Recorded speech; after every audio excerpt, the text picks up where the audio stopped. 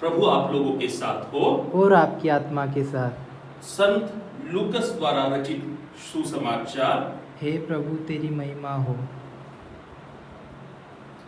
किसी दिन एक शास्त्री आया और ईसा की परीक्षा करने के लिए उसने यह पूछा, गुरुवर, अनंत जीवन का अधिकारी होने के लिए मुझे क्या करना चाहिए? ईसा ने उससे कहा, संहिता में क्या लिखा है, तुम उसमें क्या पढ़ते हो? उसने उत्तर दिया, अपने प्रभु परमेश्वर को अपने सारे हृदय, अपनी सारी आत्मा, अपनी सारी शक्ति और अपनी सारी बुद्धि से प्यार करो और अपने पड़ोसी को अपने समान प्यार करो। ईसा ने उससे कहा, तुमने ठीक उत्तर दिया, यही करो और तुम जीवन प्राप्त करोगे। इस पर उसने अपने प्रश्न की सार्थकता दिखाने के लिए ईसा से कहा, लेकिन मेरा पड़ोसी कौन है? ईसा ने उसे उत्तर दिया, एक मनुष्य यरूशलेम से यरीको जा रहा था और वह डाकुओं के हाथों पड़ गया। उन्होंने उसे लूट लिया, घायल किया और अधमरा छोड़कर चले गए। संयोग से एक याजक उसी राह पे जा रहा था और उसे देखकर कतरा कर चला गया। इसी प्रकार वहां एक लेवी आया और उसे देखकर वह भी कतरा कर चला गया। इसके बाद वहां एक सामरी यात्री आया और उसे देखकर उसको तरस हो गया। वह उसके पास गया और उसने उसके घावों पर तेल और अंगूरी डालकर पट्टी बांधी। तब वह उसे अपनी ही सवारी पर बैठाकर एक सराय ले गया और उसने उसकी सेवा शुश्रूषा की।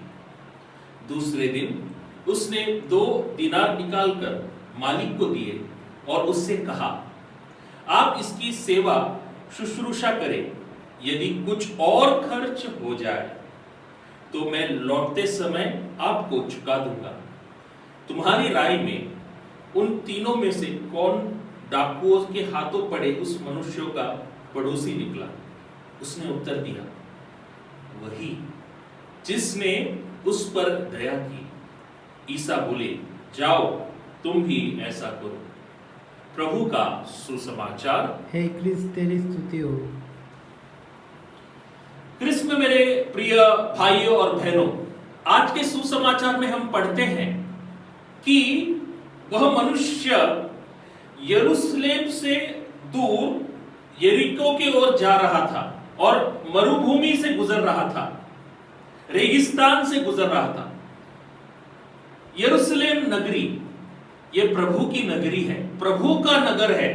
यरूशलेम शब्द का अर्थ ही यही है, शांति का नगर, प्रभु का नगर। इस वक्तव्य में एक गहरा आध्यात्मिक सत्य छुपा हुआ है। यह मनुष्य आध्यात्मिक रूप से प्रभु से दूर जा रहा है, प्रभु के नगर से दूर जा रहा है, प्रभु के सानिध्य से दूर जा रहा है। और मरुभूमि जो पाप का प्रतीक है, उस मरुभूमि से, उस रेगिस्तान से मार्गक्रमण कर रहा है। आज के इस सुसमाचार पर मनन करते हुए हम खुद से यह सवाल पूछें, हम क्या इस वक्त पाप की राह पर चल रहे हैं क्या? ईसा मसीह हमें विशुद्धि के मार्ग पर, पवित्रता के मार्ग पर चलकर एक दूसरे की मदद करके एक सहगामी कलीसिया के निर्माण के लिए, आगे बढ़ने के लिए चुनौती दे रहे हैं।